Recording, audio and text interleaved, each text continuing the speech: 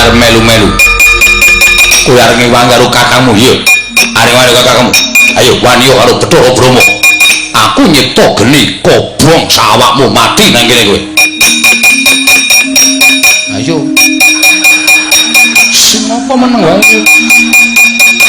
Trawat tratapan aku wae. Ayo wani kowe.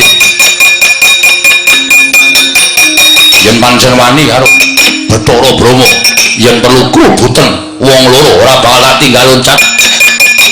Kok ya kaningaya temen lho ya urip. Mati nang kene kok. Mburi kae jurang jero banget. Arep mlayu karo aku nanti. Kowe ngapain nangis sih?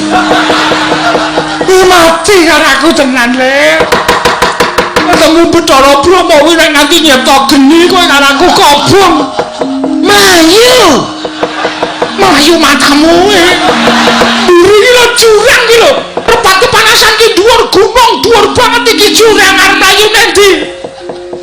Kok ya nangis. Yen pangapunten Bu kula. Kula sing nyonaken pangapunten Petruk. Bali ora? Bali pripun? Mboten wonten dalane. Bali liwat papan to dalan sing bener. Kondo karo bapakmu. Siwa Semar aja ngarepake Sekar jambu dipun lan perem pertunggu jiwa. Walah. Iki adewe tekan omah isih dunek-unekke bapak lho. Ya nek men dunek-unekke. Nek diunek-unekke nganti kaya ngono kae monggo bapak ki nek ngunek-unekke santen-santen. Bagong Petruk anak kongkon rang-rampungi. Wis tak kandhani to nek aku ki kakangne Bathara Guru. Kowe rono ki kowe sowan Pak Lek. Pak Lek Bathara Guru njaluk ya sing apik-apik. Bali tekan omah ora entuk gawe. Gabrak apa anak kaya ngono. Cemarak cangkeme ngono kuwi ya. Mesti kelala-lala. Iya iki nyepon Pak. Bangane kula wangsul tekan omah ming diunekke bapak. Wis kok modar nang kene ra apa-apa le. Mati sarana diwujudi ya le. Ora apa-apa wae. Anakku cilik-cilik terus. Ora apa-apa, kowe ninggal anak wis gede-gede gek bojomu lempoh. Bojoku ayu ditinggal ya mane-mane man. Mane-mane jebulmu mlocok ya. Senengane kowe mati penak das otakmu akeh.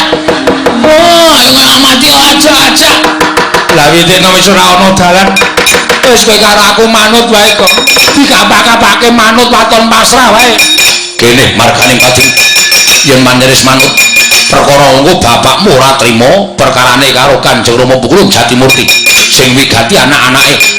Wis wani gawe geger Suralaya. Keluputane titah sing wani gawe geger Suralaya mung wajib dihukum cemplungke kawah Candra Dimuka. Sapa, Gong? Kancamu apa? Kaya kancaku sing parkir nang Imogiri kae. Rambutnya ya rewo-rewo ngono kan ya. Nih kok gereng ya kok? Hah? Kok gereng ya? Buta ae le. Hah? Buta? Lho sapa ya, Truk? Mengko pukulan Bathara Kala. Engko nek pukulan Bathara Kala kae mung duwe pamrih kae mesti. Ngewangi kowe engko nek dewane kalah kabeh. Petruk, Bagong, aku luwe. Kowe dadi panganku, modar mati meneh. Piye to iki kok ora ketoke ra penak terus to, Gong? Kowe iki lek gawe sanggit piye, Truk? Awake dhewe kok ngrekoso terus ki piye to? Wis rasa dadak. Piye-piye kalah cacak menang cacak butuh kae tututi takoni sapa kok? Yo! Andek monong sia-sia arep Truk. Ayo kene. Ayo 3.000 entuk anduk. Rumangsane nyepelek karo ponokawan Petruk. Gleleng. Temu bapak nih. Iya. Wah, dewa iki aja tak sumbari. dewane pirang-pirang bapakmu lagi ngladeni dewa siji Yama Dipati nganglang jagat ayo sebdul modar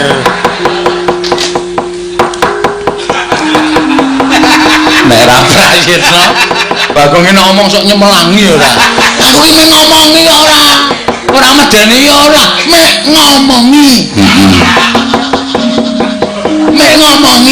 wong urip nang donya iki dibajake omong kosong ora ayo delok bapakmu lek grep kae tro ya wah ayo kaya ngono kok dewa bubar mawon ra karo-karan galuh wah seneng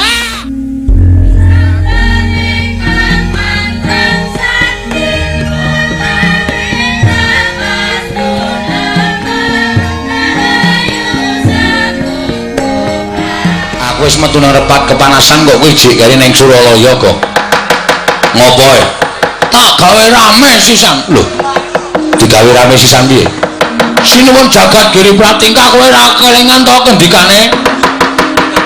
Nek nganti kembang pelemper tangga jiwa karo kembang jambu dipa nirmala kuwi diwenehke karo Petruk, mengko dianggep pukulan Hyang Jagat Girinata kuwi piyai sing ora adil, dewa sing ora adil.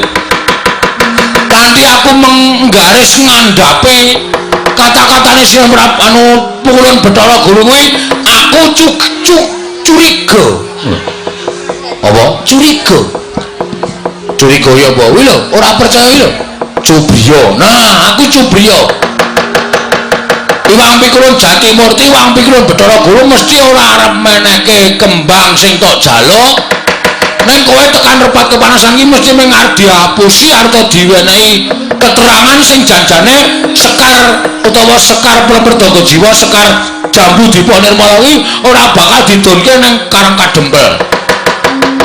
Aku metu nganti digotong karo Yama Dipati ya, Tru. Mosok? Iya. Belang mergo ketoke do wedi kabeh aku ngamuk nang kayangan.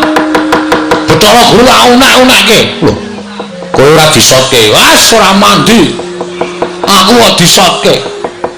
Sing jeneng nggon angker tak uyuhe demite mlayu kok. Pamane ame disotke dewa. Ha terus iki titenono mesti dewa-dewa do tekan kene.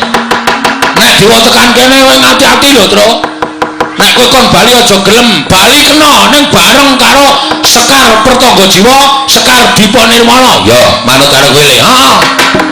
Bener kandhamu Igong. Kandhane kok sing iso ngapusi jebul raming menungsa, dewa ya sok ngapusi. Ha iya.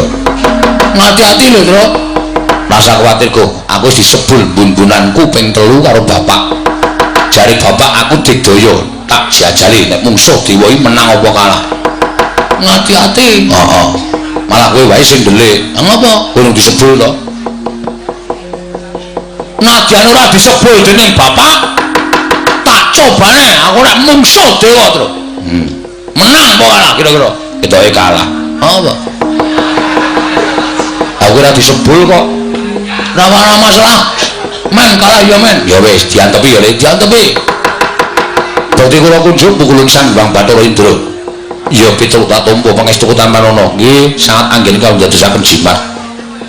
Pulundra Brahma bukti kula kunjuk ya Pitruk tak tampa pangestu Tambanana. Kula pundi? Sing mburi sapa, Tru? Bathara Brahma. Wah, iki sing seneng sok nang radio. Lho. Sapa? Brahma Kumbara? Udu Brahma Karak. Wis kuno banget kok aja ditoke to.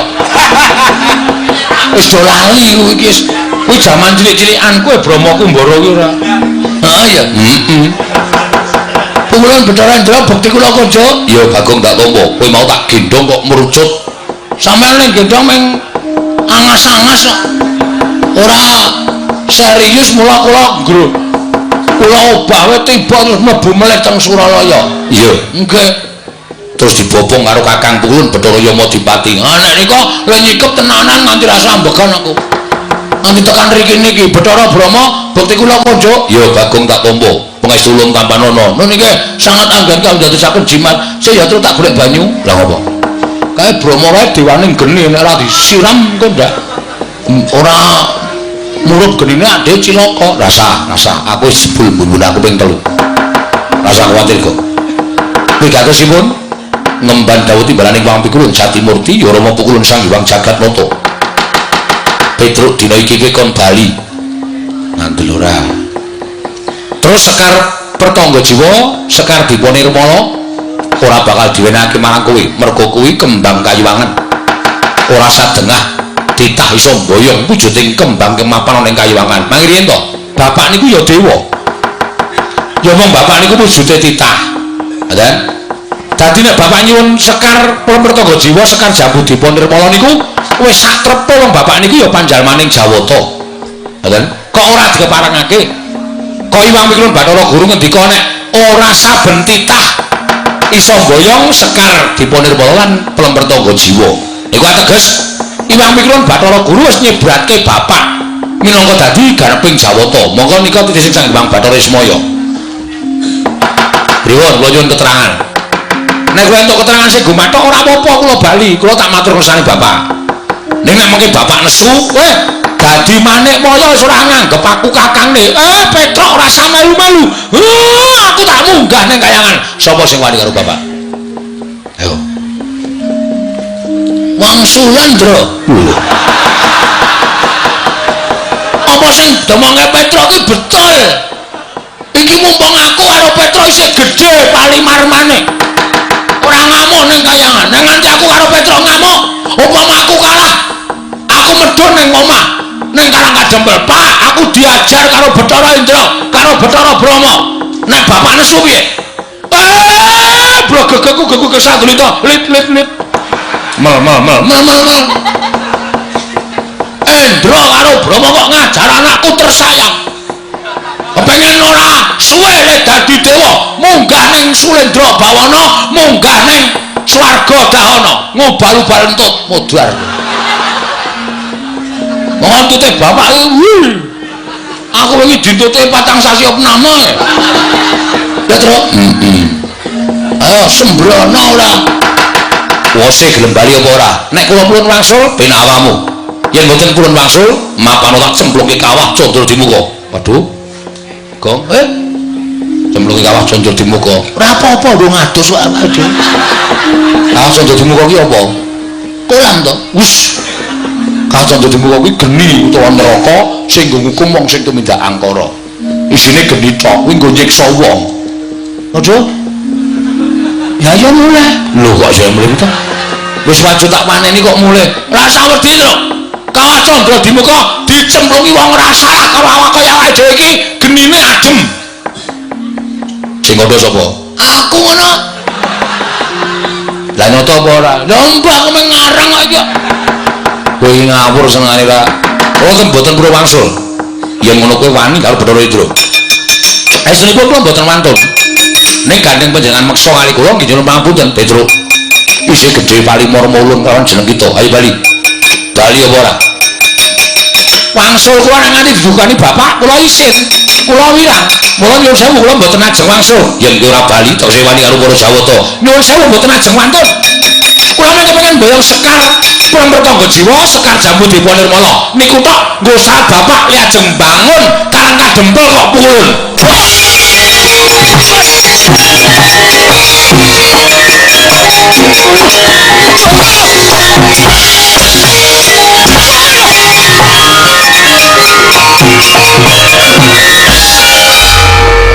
Iya, jare wis disebul ndase.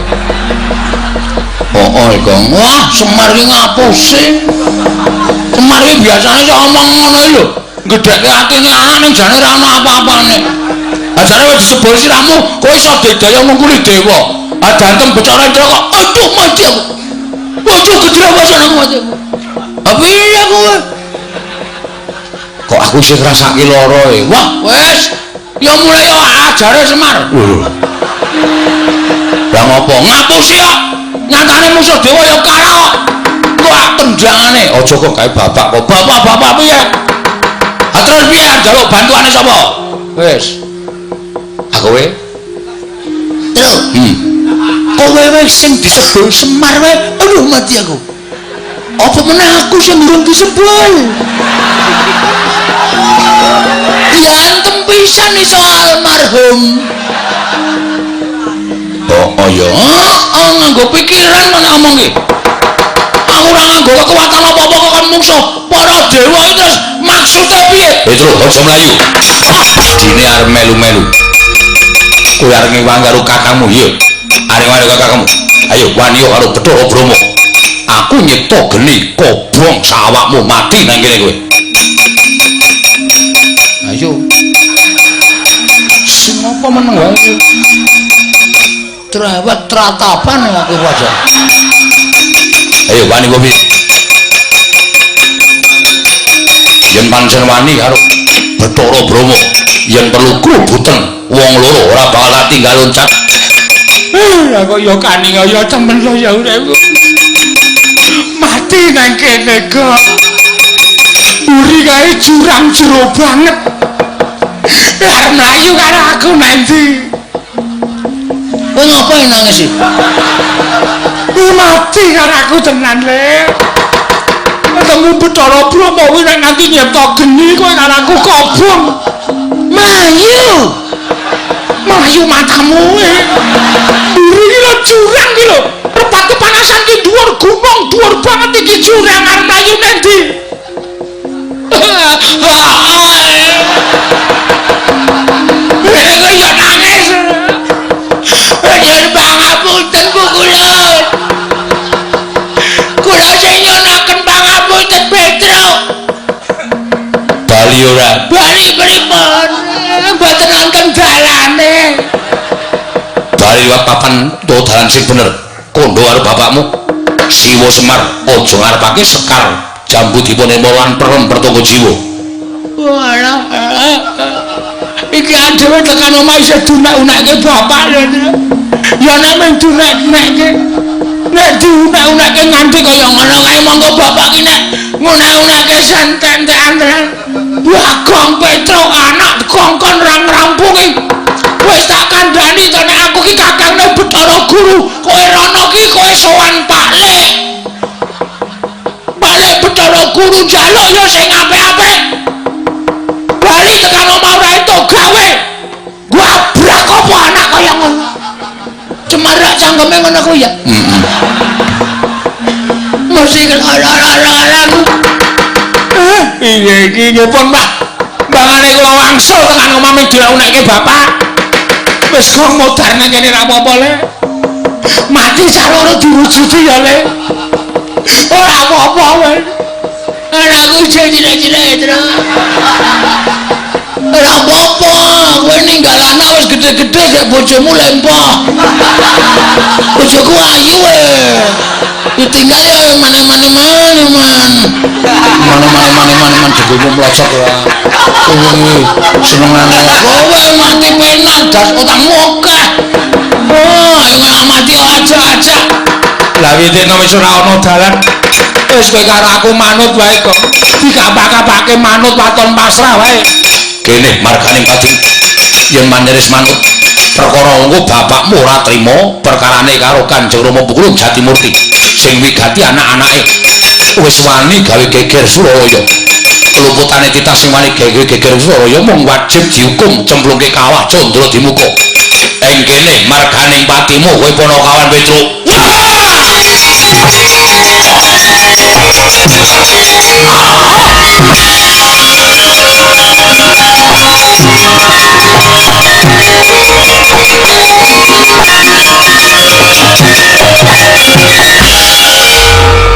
Sopo Gong?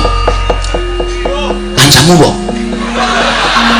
Kaya kancaku sing parkir nang mobil wae lho. Rambutnya ya rewo-rewo ngono kan. Lho kok gereng ya kok? Hah? Kok gereng ya? Buta ae le. Hah? Buta? Lho sapa ya, Truk? Mengko Pukulun Bathara Kala. Engko nek Pukulun Bathara Kala kae mung duwe pamrih kae mesti. Ngewangi kowe engko nek dewane kala kabeh. Petro, Bagong, aku luwe. Kowe dadi panganku, modar. Mati meneh. Bisa to iki kok ora ketoke ra penak terus kok, Gong. Kowe iki lek gawe sanggit piye, Truk? Awake dhewe kok ngrekoso terus ki piye to? Wis rasa dadak. Piye-piye kalah cacak menang cacak buta kae tututi takoni sapa kok. Yo.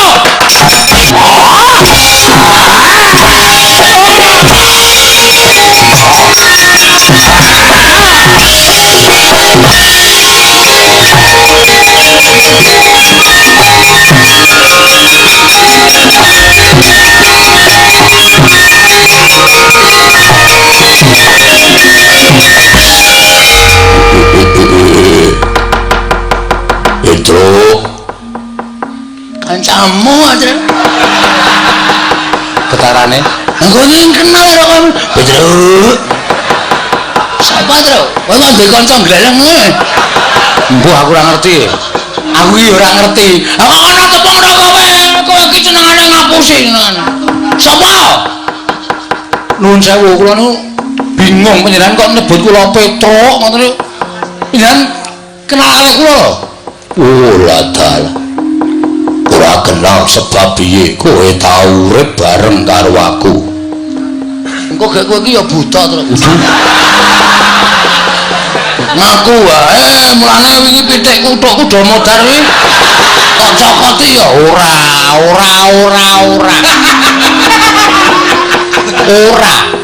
kok kan aku buta-buta kaya ngono medeni terus lho ana buta teko terus nganggo kopiah ya wis ben mengki wae ora Petro aku ora mentolo krungu penangismu mula aku mudhun saka Karang Kawidodaren lho Widodari kudu sik to menengo to menengo sik apa-apa tok saut iki ben omong sik engko ora dhewe jelas ora apa-apa disaut kamu nih aku medun saka Karang Kawidodaren masa Widodari bentuke kaya ngene aku didhawuhi dening dewa supaya njaga Karang Kawidodaren saka bangsaning jin diunggahake dadi bangsaning dewa jin kok oh wis rasa takoni paham aku sapa iki nganu iki jin dan jum era serial TV lah sama itu betul nun kowe tau urip bareng karo aku ning jamaning jin sadurunge kowe dijaluk dening Semar kowe nyegat begal karo Semar ditututi awakmu kowe mbiyen dudu Petruk ning jenengmu Raden Petruk wah Begawan Salontana iya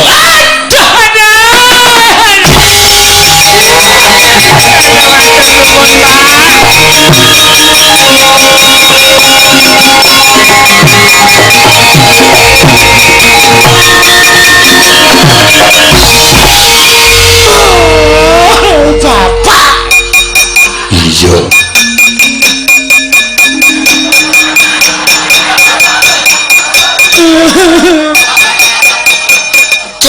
ngopo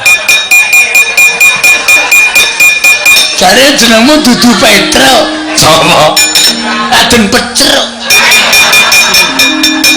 kaya dadi Petro oh dibenerke karo Bapak Semar terus kuwi sapa itu wis tak critani ya kok aja lara ati aku iki jane dudu bapak anake Semar aku anak bapake Bapak Sambungan wah pedote kok endi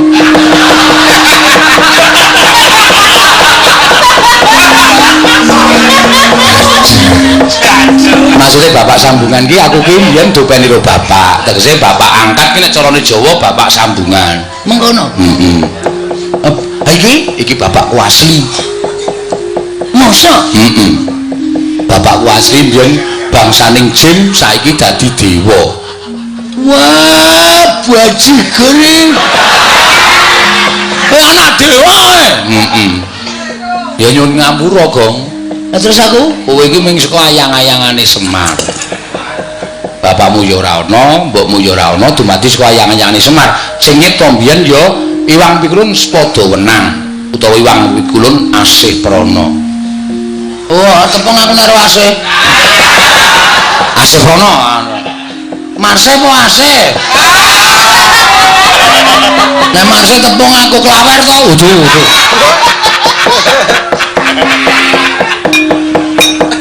Bagong kowe aja lara ati apan aku bapakne Petruk, aku Begawan Solondoro. Saiki ngalih jeneng Gandarwa Raja Bali. Weh lah ora tau pulang. Iya. Gandarwa Raja Bali iki jeneng kok ora tau pulang. Matur suwun Pak sampean pun ngerti kali penangise ati kula. Petruk. Kaya aja wedi, kaya aja kowe leren nggonmu njaluk sekar. Kelemper tangga jiwa jambu dipa nirwala. Lan aja rumangsa kijenan ning kayangan. Ingkang sejatine gegayuhane bapakmu mau becik ya mung Iwang Pikulun Jatimurti sing kesasapan tumindak sing ora prayoga. Yen ana dewa sing arep gendak sikara karo kowe singkirke aja melu-melu. Andhek mono sia-sia arep Petro. Ayo kene. Ayo 3.000 entuk anduk. Rumangsane nyepelek karo ponokawan Petro. Gleleng. Temu bapakne. Iya. Wah, dewa iki aja tak sumbari. Dewane pirang-pirang, bapakmu lagi ngladeni dewa siji, ya mau dipati nganglang jagat. Ayo, sedul modar.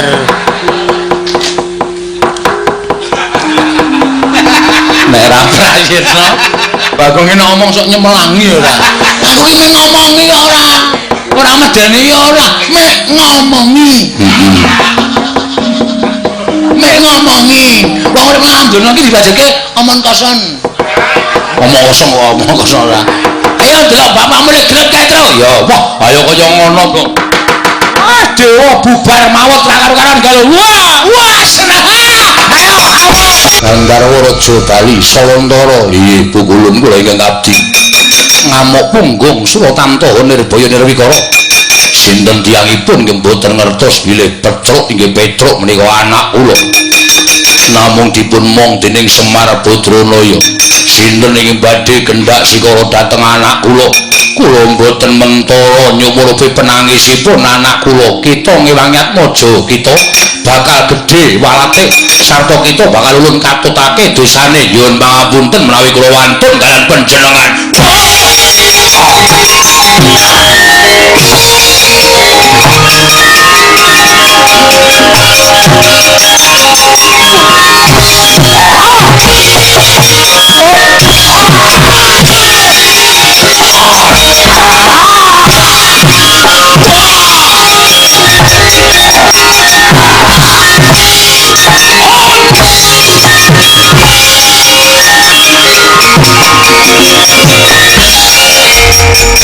Solondoro pukulun Yamadewati ya kowe ngorak-arik para dewa ora minggal jebul nyawamu mongso bisa ngrawet tinjung akhirat nyawamu. Monggo Wadri Medjaya dateng pun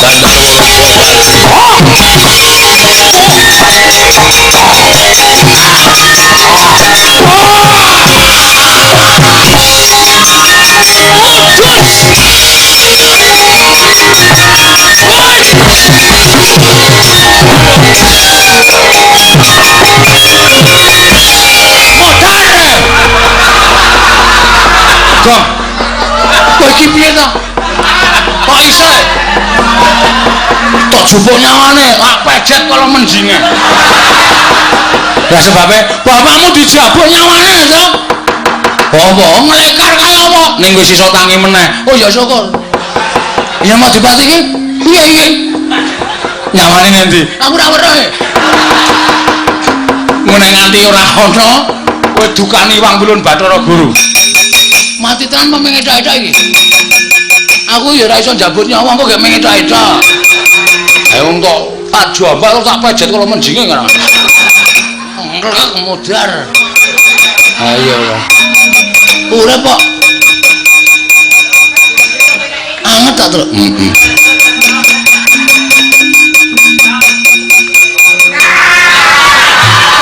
Aduh, oh urip. Bagong ngetan. Tangane ngene.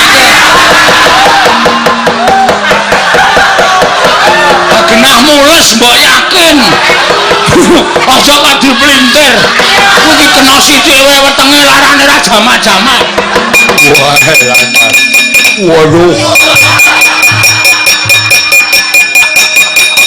Bagong wong edan. Wah, lancar. Kena setute larane ra. Kok diplintir. Padake gawe enthon-enthon. Woi, adalah wakayanganmu Ahmad. Kencang lari dayong mak-pong bu bolong kali cede sapa sing gawe. Gandara Raja Bali. Wonten dawuh Ulun. Lah kok dadi kowe mbelani karo Petruk? Akeh sanjane para Jawata Widodara Widodari padha nungsang kuyang numbuk bentus. Padha golek papan pendelikan awit wedi kelawan pengamu ing Salantara. Inggih. Manah kula namung boten mentara kula mireng dhateng penangisipun anak kula pun Petruk. Anggenipun dipun sikara dening para dewa wekasan kula kedah mandhap lan belani dhateng anak kula. Ya, bener.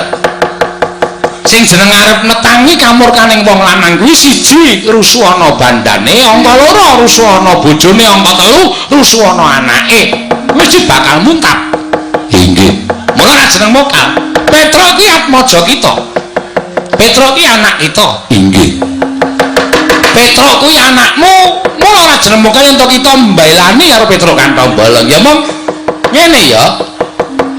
Gandar Raja Bali aja nganti kawanguran Iwang Jatimurti. Sabab yen nganti kawanguran Iwang Jatimurti kita mengko bakal nampa pidana saka Iwang Jagadgiri Pratingkah. Inggih, Ulun.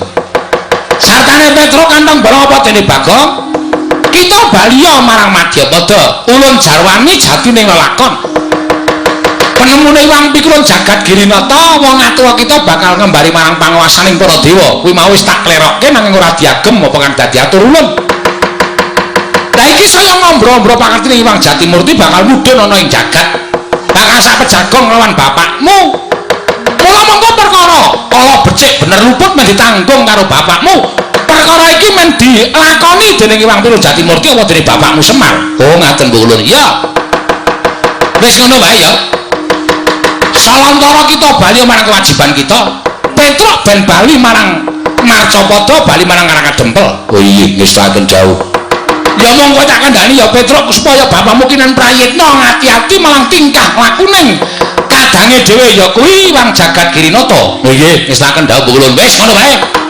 Ulun kondur makayangan. Sembah kula ingkang ndherekaken jengkar sembah kula ingkang ndherekaken jengkar paduka Ulun. Ya, wis karya slamet ya Petruk. Bali nang Marcapada. Mriki ngestakaken dawuh.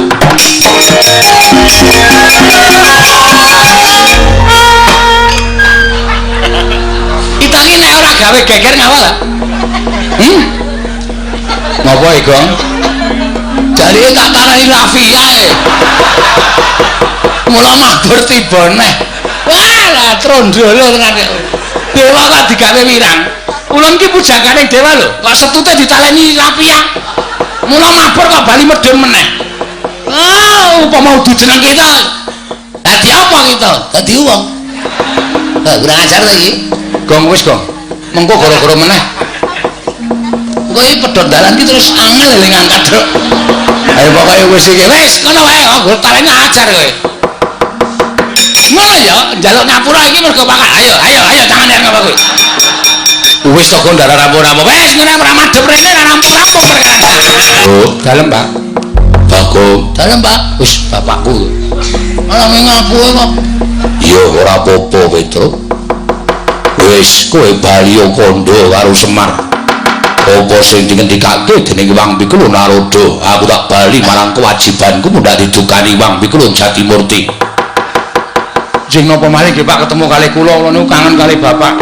Sok yen ana sing njaluk lakon Semar bangun kayangan Petruk. Wah, kok malah diomongke lho. Liya dina mesti ketemu mbuh pirang abad pirang atus taun meneh monggo aku iso ketemu karo kowe Petruk. Sawetawis lenggah wonten ing Praja Ngamarta rayi paduka ngaturaken pasegan panakrami Koko Prabu. Yai. Sampun kula tamya karya Bombong Raos sing manahipun ngorok ing Ndrawati. atur udyastawanipun ing Naraka kewala laturi nampi kula pun dinggo jimat dayana ing kasantosan Koko Prabu. Kresna kakangku, aku ngaturake basaku katura Werkudara tak tampa. Ora liwat pangestune pun Kakang Tampanana Sena Yo tak gegem dadiake jimat Koko Prabu katuturan pinarak ingkang langkung sekeca. ya Arjuna kaya wis ora penak patanipun Kakang Praja Ngamarta Dimas kadangipun Kakang Yai Madukara. Koko Prabu sembah bekti kula kunjuk. Koko Prabu sembah bekti kula kunjuk. Yai kembar tak tampa.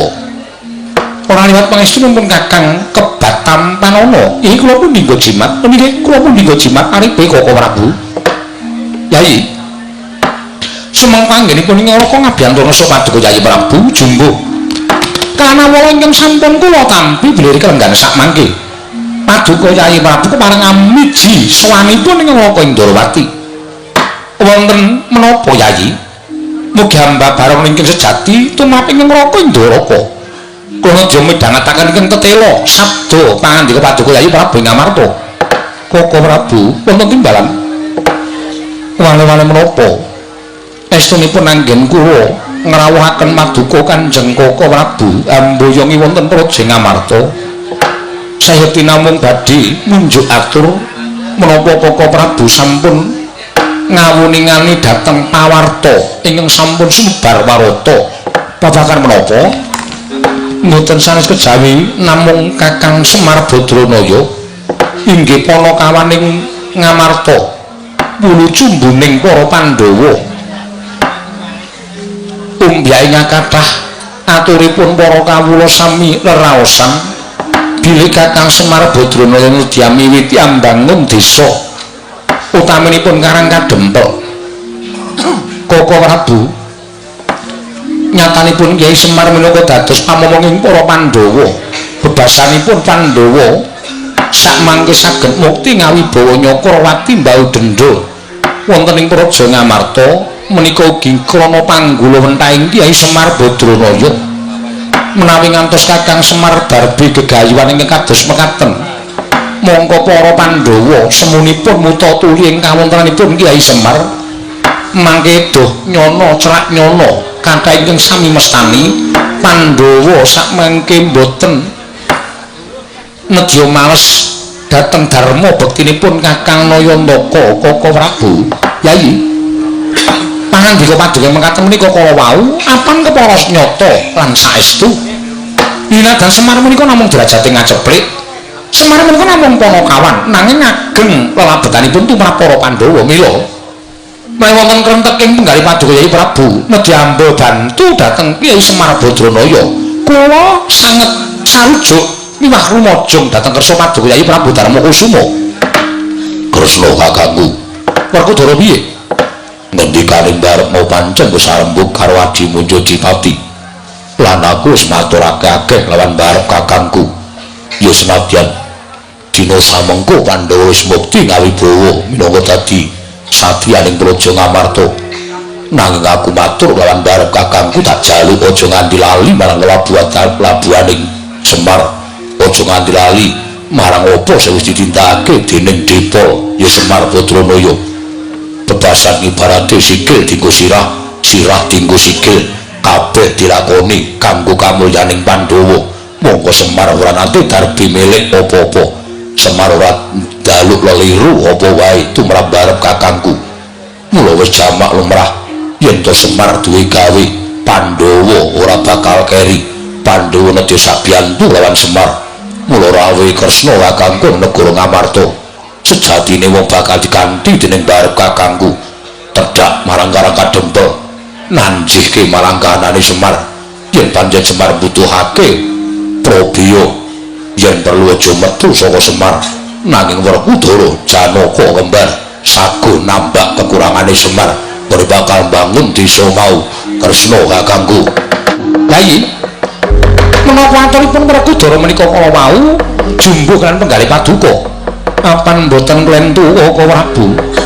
Inggih aturipun Werkudara menika kala wau amakli dhateng aturipun ingkang rayi Ngamarta. Menawi tetela mekaten benjang ngantos menapa sak menika ngantos menapa monggo dinten samangke dipun gelak lampahipun prapting Karang Kadempel. Monggo Koko Prabu kula kantun nderek Werkudara Jokeri. Yo, aku nderek Kresna kakangku. Semono Janaka luwih-luwih, si Adi aja nganti keri. Sabab Semar lan anak-anak iku ora tate pisah lawan Arjuna. Koko Prabu menapa dados dawuh paduka badhe nglestaken. Nek kula Sedewa Yutuna tindak ing kadang wing Ngamarta, prapta ning Karang Kadempel, suwawi Koko Prabu kula dherekaken. Monggo Koko Prabu kula dherekaken. Monggo Koko Prabu serangan ngrayi Ngamarta. Werkudara, nggih. Yen ora nitih kreta utawa titian liyane, Kyai Darmaji gendongen supaya enggak prapta Karang Kadempel.